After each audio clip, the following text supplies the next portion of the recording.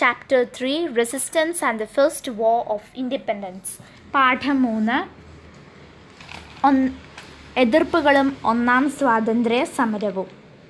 ആദ്യമേ തന്നെ നമുക്ക് നഗോഡകളെക്കുറിച്ചാണ് പഠിക്കാനുള്ളത്. Thumb of the Nagodas. Nagodas were the sericulturists of Bengal.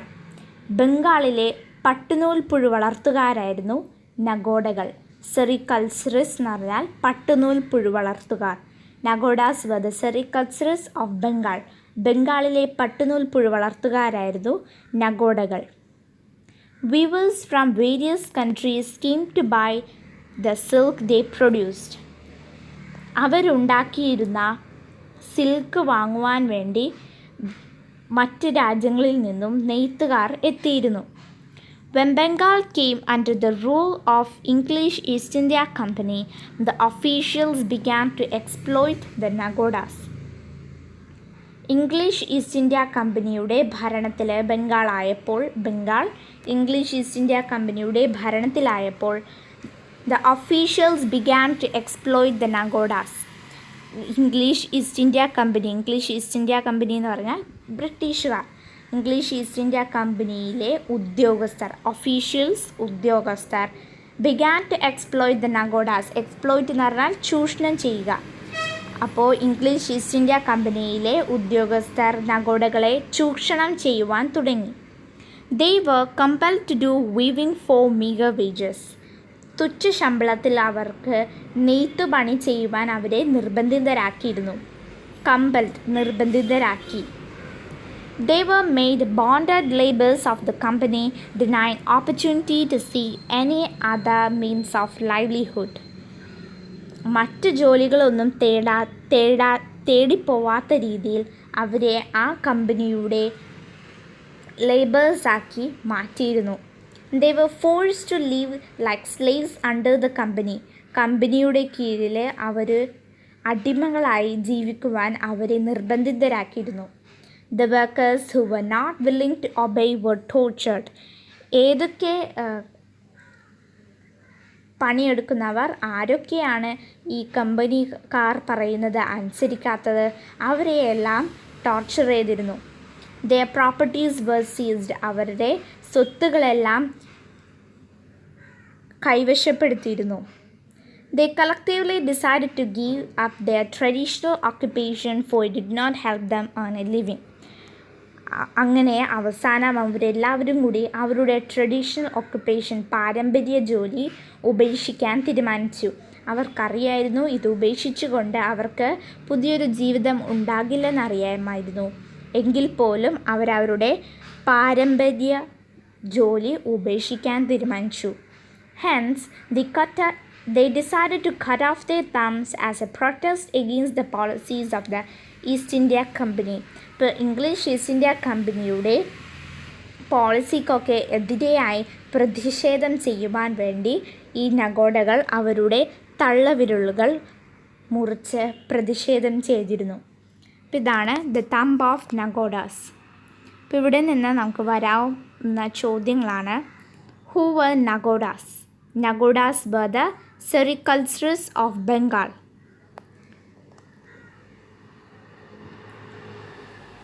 Sericulturist എന്ന് പറഞ്ഞാൽ പട്ടുനൂൽ പുഴു വളർത്തുകാർ. Nagodas were the sericulturists of Bengal. Weavers from various countries came to buy the silk they produced. When Bengal came under the rule of the English East India Company, the officials began to exploit the Nagodas. They were compelled to do weaving for meager wages. They were made bonded laborers of the company, denying any opportunity to seek any other means of livelihood. They were forced to live like slaves under the company. The workers who were not willing to obey were tortured. Their properties were seized. They collectively decided to give up their traditional occupation, for it did not help them earn a living. Hence, they decided to cut off their thumbs as a protest against the policies of the East India Company. You have seen the protest of Nagodas. നഗോഡകളുടെ പ്രതിഷേധം നമ്മളിപ്പോൾ വായിച്ചു. This was not an isolated event. Isolated എന്ന് പറഞ്ഞാൽ ഒരു ഒറ്റപ്പെട്ട സംഭവം. ഇത് മാത്രമായിരുന്നില്ല, ഇതിങ്ങനെ ഒറ്റപ്പെട്ട ഒരു സംഭവം. The company rule adversely affected all the workers engaged in traditional occupation. അപ്പോൾ എല്ലാ ജോലിക്കാരെയും പാരമ്പര്യ ജോലികൾ ചെയ്തിരുന്ന എല്ലാ ജോലിക്കാരെയും ഈ കമ്പനിയുടെ ഭരണം പ്രതികൂലമായി ബാധിച്ചിരുന്നു. അഡ്വേഴ്സ്ലി അഫക്റ്റഡ്, പ്രതികൂലമായി ബാധിക്കുന്നു. അപ്പോൾ ഈ കമ്പനിയുടെ ഭരണം എല്ലാ പാരമ്പര്യ ജോലികളിലും ഏർപ്പെട്ടിരുന്ന പ്രതികൂലമായി ഇടപെടിരുന്ന എല്ലാവരെയും പ്രതികൂലമായി ബാധിച്ചിരുന്നു. There were uprisings in different parts of our country against this. അപ്പോൾ നമ്മുടെ രാജ്യത്ത് തന്നെ എല്ലാ ഭാഗങ്ങളിലും ഇതിനെതിരായി പ്രക്ഷോഭങ്ങൾ നടന്നിരുന്നു. അപ്രൈസിങ്സ്, പ്രക്ഷോഭങ്ങൾ. There were uprisings in different parts of our country against this. കമ്പനിയുടെ ഭരണത്തിനെതിരെ നിരവധി പ്രക്ഷോഭങ്ങൾ നമ്മുടെ രാജ്യത്ത് നടന്നിരുന്നു. Who were exploited under the company rule? കമ്പനിയുടെ ഭരണത്തിൽ ചൂഷണം ചെയ്യപ്പെട്ടവർ ആരായിരുന്നു? Who were exploited under the company rule? കമ്പനിയുടെ ഭരണത്തിൽ ആരൊക്കെയായിരുന്നു ചൂഷണം ചെയ്യപ്പെട്ടത്? Farmers, weavers, craftsmen, tribals. കർഷകർ, നെയ്ത്തുകാർ, ക്രാഫ്റ്റ്സ്മെൻ കൈത്തൊഴിലുകാർ, ട്രൈബൽസ് ഗോത്രവർഗക്കാർ. ഇവരൊക്കെയായിരുന്നു കമ്പനിയുടെ ഭരണത്തിൽ ചൂഷണം ചെയ്യപ്പെട്ടവ. ഇനി നമ്മൾ ഈ ഓരോ കമ്പനിയുടെ ഭരണത്തിൽ ചൂഷണം ചെയ്യപ്പെട്ടവരെ എങ്ങനെയാണ് അവർ ചൂഷണം ചെയ്യപ്പെട്ടത്, ഇതെല്ലാം വിശദമായി പഠിക്കാൻ പോവുകയാണ്. ആദ്യം കർഷകർ, എഗെയിൻസ്റ്റ് ദ ഫാമേഴ്സ്, കർഷകർക്കെതിരെ. Segregation of Bengal. The attention of the company shifted to the agricultural sector of the region. ബംഗാളിനെ കീഴ്പ്പെടുത്തിയതിനു ശേഷം കമ്പനിയുടെ ശ്രദ്ധ മുഴുവനും കൃഷിയിലായിരുന്നു. ആ സ്ഥലത്തെ കൃഷിയിലായിരുന്നു കമ്പനിയുടെ അടുത്ത നോട്ടം. With the subjugation of Bengal, the attention of the company shifted to the agriculture sector of the region. Their aim was to exploit the maximum resources. അവരുടെ ലക്ഷ്യം എന്ന് പറഞ്ഞാൽ അവിടുത്തെ പരമാവധി ഉറവിടങ്ങൾ ചൂഷണം ചെയ്യുക എന്നതായിരുന്നു അവരുടെ മുഴുവനും ലക്ഷ്യം. What were the strategies they adopted? എന്തൊക്കെ തന്ത്രങ്ങളാണ് അവർ ചെയ്തിരുന്നത്? What were the strategies they adopted? അപ്പോൾ ഇനി നമ്മൾ അവിടുത്തെ പരമാവധി ഉറവിടങ്ങൾ ചൂഷണം ചെയ്യുവാൻ അവർ എടുത്ത തന്ത്രങ്ങൾ എന്തൊക്കെയാണെന്നാണ് പഠിക്കാൻ പോകുന്നത്. Levied heavy taxes on farmers. കർഷകരിൽ നികുതികൾ ചുമത്തുന്നതിനെ ഏറെയായി നികുതികൾ കർഷകരിൽ ചുമത്തി. Levied heavy taxes on farmers. കർഷകരിൽ നികുതി ചുമത്തി. No tax concessions were sanctioned even when drought and flood destroyed the agriculture. ഒരു നികുതി ഇളവുകൾ ഇപ്പോൾ ഡ്രൗട്ട് എന്ന് പറഞ്ഞാൽ വളർച്ച, ഫ്ലഡ് വെള്ളപ്പൊക്കം, വളർച്ചയോ വെള്ളപ്പൊക്കമോ അല്ലെങ്കിൽ മറ്റ് പ്രകൃതിക്ഷോഭങ്ങളോ എന്തൊക്കെ ഉണ്ടായി കൃഷിയിടങ്ങൾ നശിച്ചാൽ പോലും അവർക്ക് നികുതികളിൽ ഇളവുകൾ അനുവദിച്ചിരുന്നില്ല. No tax concession. Tax concession എന്ന് പറഞ്ഞാൽ നികുതി ഇളവുകൾ. സാങ്ഷൻഡ് അനുവദിക്കപ്പെട്ടിരുന്നില്ല. No tax concession was sanctioned even when drought and flood destroyed the agriculture. വളർച്ചയോ അല്ലെങ്കിൽ വെള്ളപ്പൊക്കമോ മൂലം കൃഷിയിടങ്ങൾ നശിച്ചാൽ പോലും നികുതി ഇളവുകൾ അവർക്ക് അനുവദിക്കപ്പെട്ടിരുന്നില്ല. Middlemen, zamindars were assigned to the duty of collecting tax. അപ്പോൾ നമുക്കറിയാം ഇങ്ങനെ മിഡിൽമെൻ, ഫസ്റ്റ്മെൻ അങ്ങനെയൊക്കെ ആൾക്കാരെക്കുറിച്ച് നമ്മൾ ഇതിനു മുൻപ് നമ്മൾ പഠിച്ചിട്ടുണ്ട്. അപ്പോൾ ഈ കമ്പനി കഴിഞ്ഞിട്ടുള്ളവരായിരുന്നു മിഡിൽമെൻ. ഇവരെ ജമീന്ദാർസ് എന്നായിരുന്നു അറിയപ്പെട്ടിരുന്നത്. അപ്പോൾ ഈ മിഡിൽമെൻ ജമീന്ദാർസിനായിരുന്നു ഈ നികുതികൾ കളക്ട് ചെയ്യാനുള്ള ജോലി മിഡിൽമെൻ്റായ ജമീന്ദാർസിനായിരുന്നു. ഇവരായിരുന്നു കർഷകരിൽ നിന്നൊക്കെ നികുതികൾ ശേഖരിച്ചിരുന്നത്. Impose the condition that the tax was to be paid in the form of cash. അതിനുശേഷം ഇപ്പോൾ പണ്ടൊക്കെ സ്ഥലങ്ങൾ നികുതി അടക്കുക എന്ന് പറഞ്ഞാൽ, ഇപ്പോൾ നമ്മൾ പൈസയുടെ രൂപത്തിലാണ് നികുതികൾ അടക്കുന്നത്.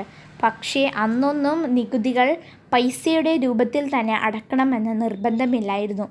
വല്ല സ്ഥലമോ അല്ലെങ്കിൽ എന്തെങ്കിലും ഒക്കെ കൊടുത്തായിരുന്നു നികുതികൾ അടച്ചിരുന്നത്. പക്ഷേ ഈ കമ്പനിയുടെ ഭരണം തുടങ്ങിയപ്പോൾ ഇവരുടെ പൈസയുടെ രൂപത്തിൽ മാത്രമേ നികുതികൾ അടക്കാവൂ എന്നൊരു അവസ്ഥ കർഷകരിൽ ചുമത്തി.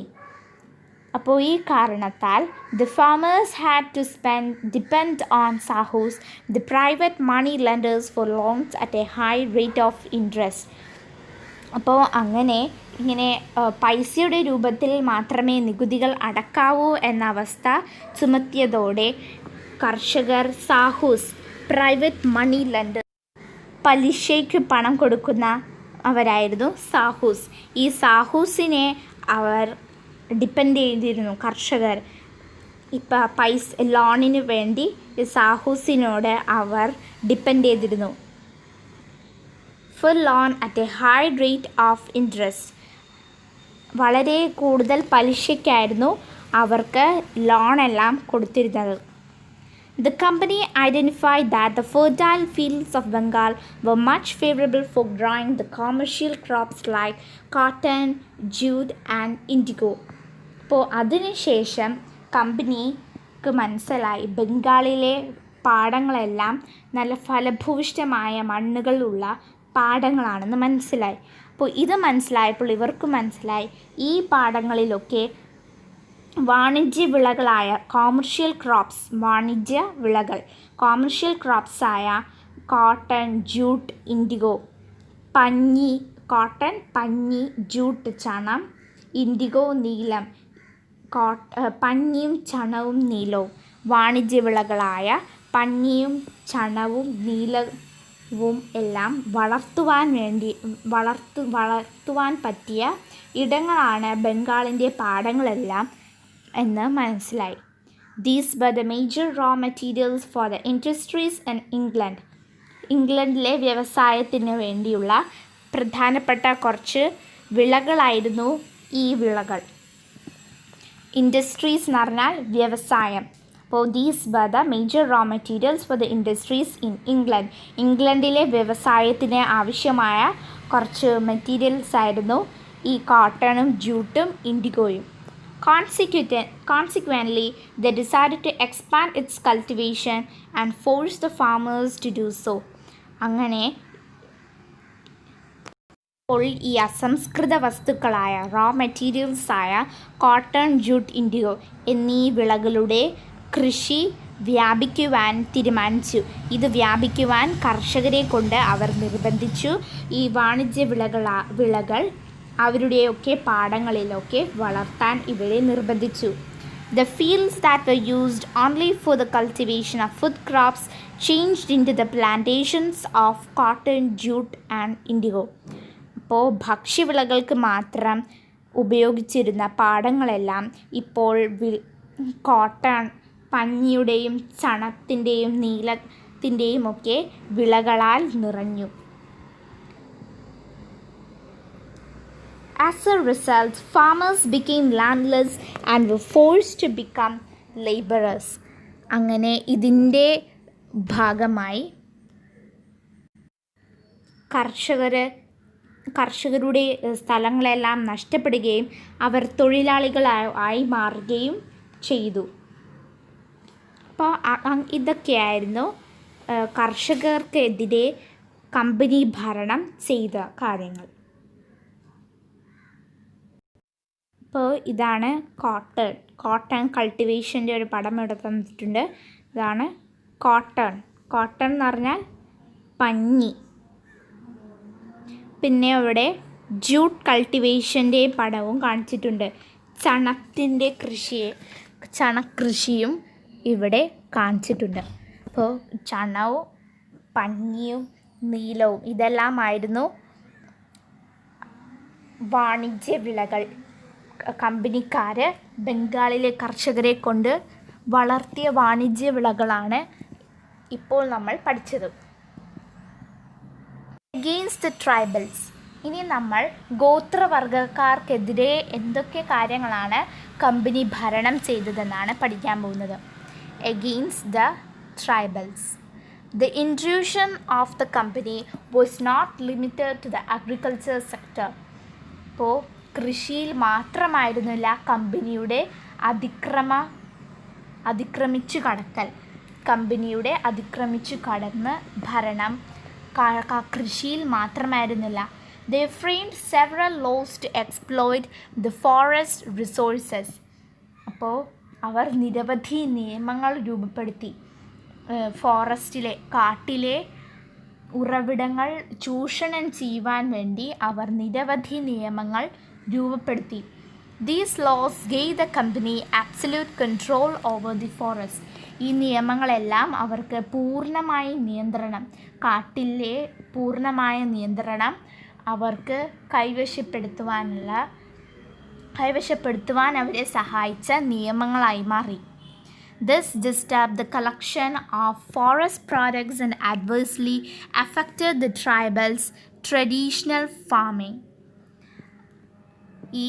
ഇതൊക്കെ അവരുടെ കളക്ഷൻ ഓഫ് ഫോറസ്റ്റ് പ്രോഡക്ട്സ്, കാട്ടിലെ വസ്തുക്കളെല്ലാം ശേഖരിക്കുന്നതിനെയും തടസ്സപ്പെടുത്തി.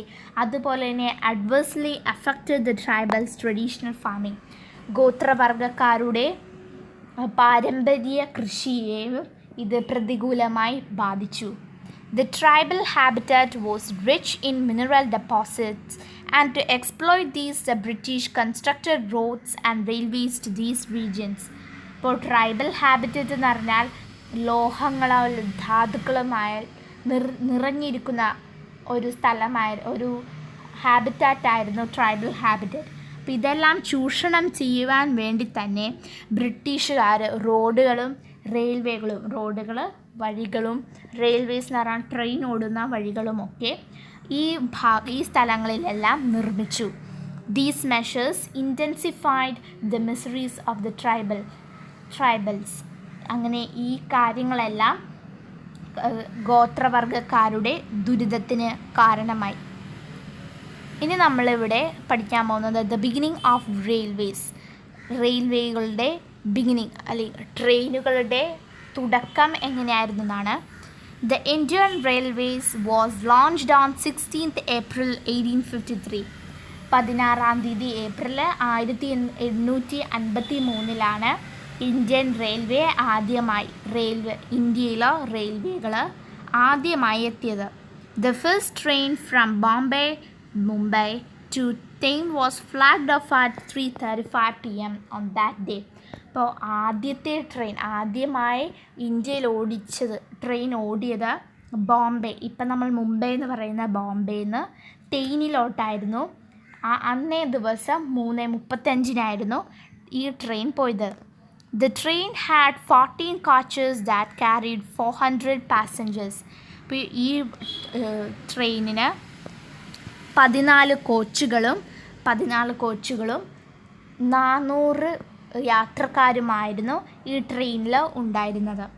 On March 1861, the first train in Kerala ran from Tirur to Beypore. ഇവിടെ നമ്മളിപ്പോൾ പറഞ്ഞത് ആദ്യമായി റെയിൽവേകൾ ഇന്ത്യയിൽ വരുന്ന കാര്യമാണ്. അടുത്തത് 1861 മാർച്ച് 1861 ആദ്യമായി കേരളത്തിൽ ട്രെയിൻ പോയ കാര്യമാണ്. തിരൂർ ടു ബേപ്പൂർ, തിരൂരിൽ നിന്ന് ബേപ്പൂരിലോട്ടാണ് ആദ്യമായി കേരളത്തിൽ ട്രെയിൻ ഓടിയത്. അത് 1861. അപ്പോൾ ഇതൊക്കെ നമുക്ക് പഠിക്കാനുള്ള കാര്യങ്ങളാണ്.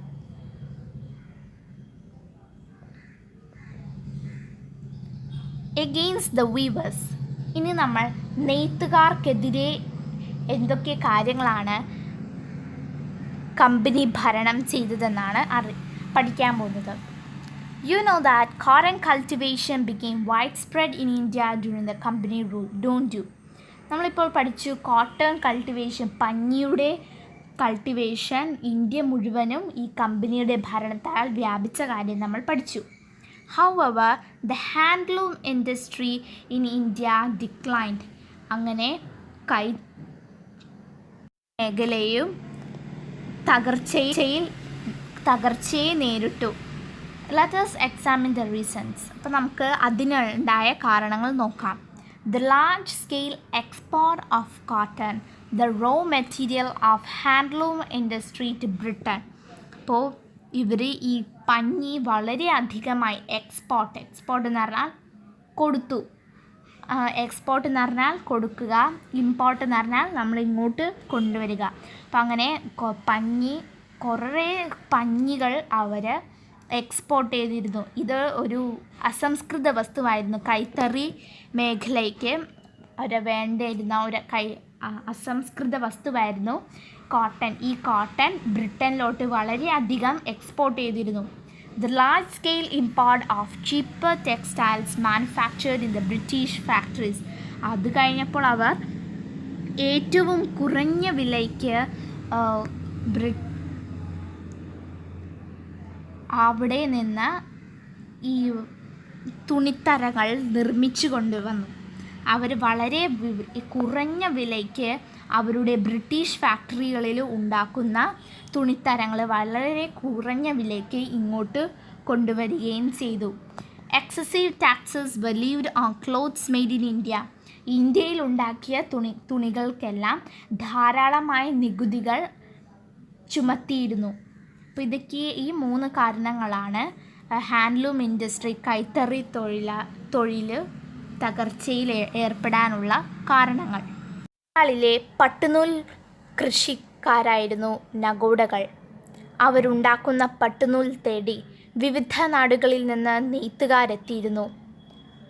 ബംഗാളിൽ ഇംഗ്ലീഷ് ഈസ്റ്റ് ഇന്ത്യ കമ്പനിയുടെ ഭരണം സ്ഥാപിച്ചതോടെ കമ്പനി ഉദ്യോഗസ്ഥന്മാർ നഗോഡകളെ ചൂഷണം ചെയ്യാൻ തുടങ്ങി. കുറഞ്ഞ വേതനത്തിന് അവരെ കൊണ്ട് നെയ്ത്ത് ജോലി ചെയ്യിപ്പിച്ചു. ഉപജീവനത്തിന് മറ്റു മാർഗങ്ങൾ തേടാൻ സാധിക്കാത്ത വിധത്തിൽ കമ്പനിയുടെ തൊഴിലാളികളാക്കി അവരെ മാറ്റി. അടിമകൾക്ക് തുല്യമായ ജീവിതം. കമ്പനി ഉദ്യോഗസ്ഥരുടെ തീരുമാനം അംഗീകരിക്കാത്തവരെ ക്രൂരമായി മർദ്ദിച്ചു. വസ്തുക്കൾ പിടിച്ചെടുത്തു. ജീവിതം വഴിമുട്ടിയ നഗോഡകൾ കുലത്തൊഴിൽ ഉപേക്ഷിക്കാൻ തീരുമാനിച്ചു. അതിനവർ കണ്ടെത്തിയ മാർഗം സ്വന്തം പെരുവിരൽ മുറിച്ചു മാറ്റുക എന്നതായിരുന്നു. ഇതാണ് നഗോഡകളുടെ പെരുവിരലിനെ കുറിച്ചുള്ള കഥ. അപ്പോൾ ഇത് ഇതിനു മുൻപ് നമ്മൾ ഈ കഥ നമ്മൾ കേട്ടിട്ടുണ്ട്. മലയാളം സെക്കൻഡ് 6ാം ക്ലാസ്സിലെ മലയാളം സെക്കൻഡിലെ അവസാനത്തെ പാഠത്തിൽ നമ്മളൊരു കഥ വായിക്കുന്നുണ്ട് നഗോഡകളെക്കുറിച്ച്. പക്ഷെ അവിടെ നമ്മൾ നഗോഡകളാണെന്നൊന്നും പറയുന്നില്ല. നമ്മൾ കേൾക്കുന്നുണ്ട് ഒരാളൊരു നാട്ടിൽ വരുന്നതും അയാളുടെ ഒരു കുരുടൻ പൂച്ച ഒരു നാട്ടിൽ വരുന്നതും ആ നാട്ടിൽ അയാൾ ചെല്ലുമ്പോൾ ആർക്കും തള്ളവിരലുകളില്ലായിരുന്നു. ആർക്കും തള്ളവിരലുകളില്ലാത്ത ഒരു നാട് പോലെ അയാൾക്കത് തോന്നി. പക്ഷെ അയാൾ അവിടെ എത്തിയപ്പോൾ തന്നെ എല്ലാവരും അവർ വിറ്റിരുന്ന സാധനങ്ങളെല്ലാം അവിടെ തന്നെ ഇട്ട് ഓടുവാൻ തുടങ്ങുന്നത് അയാൾ കണ്ടു. എന്താണെന്ന് ചോദിച്ചപ്പോൾ എല്ലാവരും ഓടിക്കോ എന്ന് പറഞ്ഞ് മാത്രമേ പറഞ്ഞുള്ളൂ. അവസാനം ഇയാൾ ഒരു അമ്മയുടെ വീട്ടിൽ കയറുന്നത്. അങ്ങനെ നമ്മൾ ആ അമ്മയുടെ കഥയാണ് അയാൾക്ക് മനസ്സിലായത്. ആ കഥ കേൾക്കുമ്പോഴാണ് മനസ്സിലായത് ഈ കമ്പനിക്കാർക്കെതിരെയുള്ള പ്രതിഷേധമായാണ് അവർ ഈ തള്ളവിരലുകൾ മുറിച്ചു മാറ്റുന്നത്. അങ്ങനെ നമ്മളൊരു കഥ ഇതിനു മുൻപ് മലയാളം സെക്കൻഡിലെ അവസാനത്തെ പാഠത്തിൽ നമ്മൾ കേട്ടിട്ടുണ്ട്. നഗോഡകളുടെ കഥ വായിച്ചല്ലോ. ഇത് ഒറ്റപ്പെട്ട സംഭവമായിരുന്നില്ല. പരമ്പരാഗത തൊഴിലുകളിൽ ഏർപ്പെട്ടിരുന്ന എല്ലാ വിഭാഗങ്ങളെയും കമ്പനി ഭരണം ബാധിച്ചിരുന്നു. അതിനെതിരെ ശക്തമായ രീതിയിൽ വ്യത്യസ്ത രൂപത്തിലുള്ള ചെറുത്തുനിൽപ്പുകൾ ഉയർന്നു വന്നു. ഏതെല്ലാം വിഭാഗങ്ങളായിരുന്നു കമ്പനി ഭരണത്തിൻ്റെ ചൂഷണങ്ങൾക്ക് ഇരയായത്? കർഷകർ, നെയ്ത്തുകാർ, കൈത്തൊഴിലുകാർ, ഗോത്രവർഗക്കാർ. കർഷകർക്കെതിരെ ബംഗാൾ കീഴടക്കിയതോടെ കമ്പനിയുടെ ശ്രദ്ധ സമ്പന്നമായ കാർഷിക മേഖലയിലേക്ക് തിരിഞ്ഞു. ഈ മേഖലയിൽ നിന്ന് പരമാവധി സമ്പത്ത് കൊള്ളയടിക്കുകയായിരുന്നു അവരുടെ ലക്ഷ്യം. അതിനായി അവരെന്തെല്ലാമാണ് ചെയ്തത്? കർഷകർക്കുമേൽ അമിതമായ നികുതി ഭാരം അടിച്ചേൽപ്പിച്ചു. വരൾച്ചയോ വെള്ളപ്പൊക്കമോ മൂലം കൃഷി നശിച്ചാലും നികുതി ഇളവുകൾ നൽകിയിരുന്നില്ല. നികുതി പിരിച്ചെടുക്കാൻ ഇടനിലക്കാരെ ജമീന്ദാർമാർ ചുമതലപ്പെടുത്തി. നികുതി പണമായി തന്നെ നൽകണമെന്നുള്ള വ്യവസ്ഥ കൊണ്ടുവന്നു. പണത്തിനായി കർഷകർ പണം പലിശയ്ക്ക് കൊടുക്കുന്നവരെ സാഹുക്കാർ ആശ്രയിക്കേണ്ടി വന്നു. ബംഗാളിലെ മണ്ണ്, പരുത്തി, ചണം, നീലം എന്നിവ കൃഷി ചെയ്യാൻ ഏറ്റവും അനുയോജ്യമാണെന്ന് കമ്പനി കണ്ടെത്തി. പരുത്തിയും ചണവും നീലവും ഇംഗ്ലണ്ടിലെ വ്യവസായശാലകൾക്കാവശ്യമായ പ്രധാന അസംസ്കൃത വസ്തുക്കളായിരുന്നു.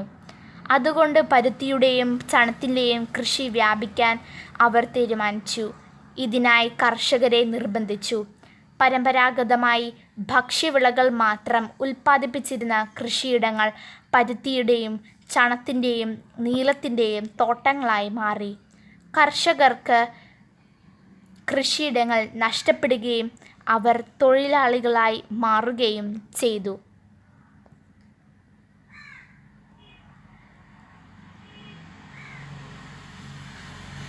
പരുത്തിക്കൃഷി, ചണക്കൃഷി. ജനതയ്ക്കെതിരെ കമ്പനിയുടെ ഇടപെടൽ കാർഷിക മേഖലയിൽ മാത്രമായിരുന്നില്ല. ഇന്ത്യയിലെ വനസമ്പത്ത് കൊള്ളയടിക്കുക എന്ന ലക്ഷ്യത്തോടും കൂടി അവർ വനനിയമങ്ങൾ ആവിഷ്കരിച്ചു. ഈ നിയമങ്ങൾ മുഖേന വനങ്ങൾ പൂർണ്ണമായി കമ്പനിയുടെ അധീനതയിലായി. പരമ്പരാഗതമായി വനങ്ങളെ ആശ്രയിച്ച് ജീവിച്ചിരുന്ന ഗോത്രജനതയെ ഇത് പ്രതികൂലമായി ബാധിച്ചു. അതോടെ ഗോത്രജനതയുടെ വനവിഭവശേഖരണവും പരമ്പരാഗത കൃഷിരീതികളും തടസ്സപ്പെട്ടു. ഗോത്രജനതയുടെ ആവാസമേഖല ധാതു നിക്ഷേപങ്ങളാൽ സമ്പന്നമായിരുന്നു. ഇവ ചൂഷണം ചെയ്യുന്നതിനായി റോഡ്, റെയിൽ സൗകര്യങ്ങൾ വർദ്ധിപ്പിച്ചു.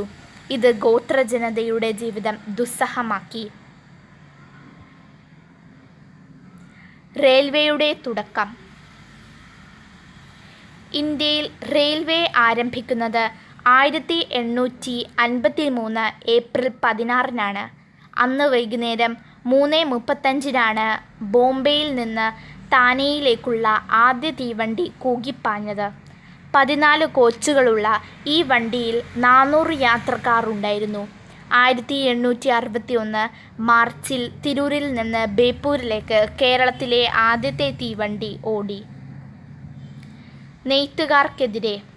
കമ്പനി ഭരണകാലത്ത് ഇന്ത്യയിൽ പരുത്തിക്കൃഷി വ്യാപകമായി എന്ന് നാം മനസ്സിലാക്കിയല്ലോ. എന്നാൽ അക്കാലത്ത് ഇന്ത്യയിൽ നിലനിന്നിരുന്ന കൈത്തറി മേഖല തകർച്ചയെ നേരിട്ടു.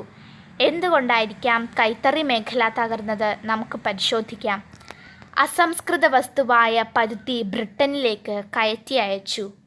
ബ്രിട്ടനിലെ യന്ത്രനിർമ്മിതങ്ങളായ വില കുറഞ്ഞ തുണിത്തരങ്ങൾ വൻതോതിൽ ഇന്ത്യയിലേക്ക് ഇറക്കുമതി ചെയ്തു. ഇന്ത്യൻ നിർമ്മിത തുണിത്തരങ്ങൾക്ക് ഉയർന്ന നികുതി ചുമത്തി. ഇക്കാരണങ്ങളാൽ കൈത്തറി മേഖലയിൽ നിരവധി തൊഴിലാളികൾക്ക് തൊഴിൽ നഷ്ടപ്പെട്ടു. ഇത്രയും ഭാഗമാണ് നമ്മൾ ഈ വീഡിയോയിൽ ചർച്ച ചെയ്യുന്നത്. അടുത്ത ഭാഗം അടുത്ത വീഡിയോയിൽ ചർച്ച ചെയ്യുന്നതായിരിക്കും. ആ വീഡിയോ ഉടനെ തന്നെ അപ്ലോഡ് ചെയ്യുന്നതായിരിക്കും. ആ വീഡിയോ കാണണമെങ്കിൽ ആ വീഡിയോയുടെ ലിങ്ക് ഈ വീഡിയോയുടെ ഡിസ്ക്രിപ്ഷൻ ബോക്സിലോ അല്ലെങ്കിൽ കമൻറ്റ് ബോക്സിലോ കൊടുത്തിട്ടുണ്ടാവും. ഈ വീഡിയോ നിങ്ങൾക്ക് ഇഷ്ടമായെങ്കിൽ ഈ ചാനൽ സബ്സ്ക്രൈബ് ചെയ്യുക. അതുപോലെ തൊട്ടടുത്തുള്ള ബെല്ലൈക്കണും ക്ലിക്ക് ചെയ്യുക. This video belonged about the thumb of the Nagodas and the protest of farmers, tribals, weavers against the company rule. So the next part will be uploaded soon. To see that video, see the link in the description box or in the comment box below. If you like the video, subscribe to our channel and click the bell icon. Thanks for watching.